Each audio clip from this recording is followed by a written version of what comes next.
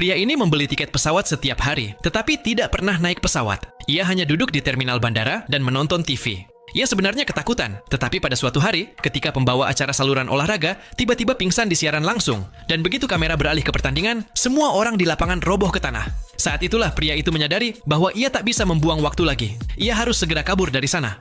Tanpa menunda sedikit pun, ia mendorong seorang petugas keamanan hingga terjatuh. Ia merampas senapannya dan berlari menuju gerbang keberangkatan seperti orang kesetanan.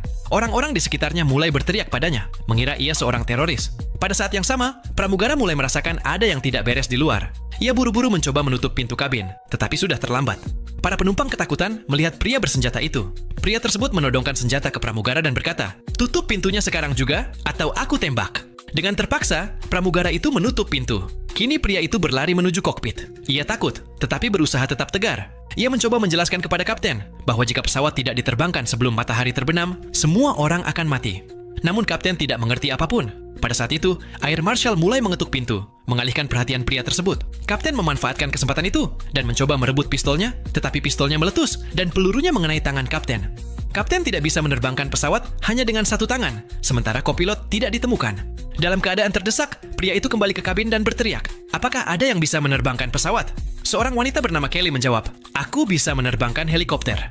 Dengan bantuannya, pria itu mulai menerbangkan pesawat. Ketika pesawat sudah berada di udara, Kelly menyuruh kapten untuk terbang ke arah barat, tempat matahari terbenam.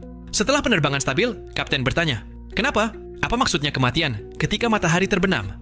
Pria itu, yang bernama Raymond, berkata, "Aku seorang mayor di Angkatan NATO. Tanpa sengaja aku mendengar rapat rahasia yang mengatakan bahwa matahari telah bermutasi. Sekarang sinarnya dapat membakar apapun yang hidup, walaupun kita bersembunyi di dalam gedung. Pemain yang roboh di siaran TV adalah buktinya. Kita harus terbang dalam kegelapan dan menghindari sinar matahari. Kalau tidak, kematian kita pasti." Namun kapten dan semua orang tidak percaya kata-kata mayor itu.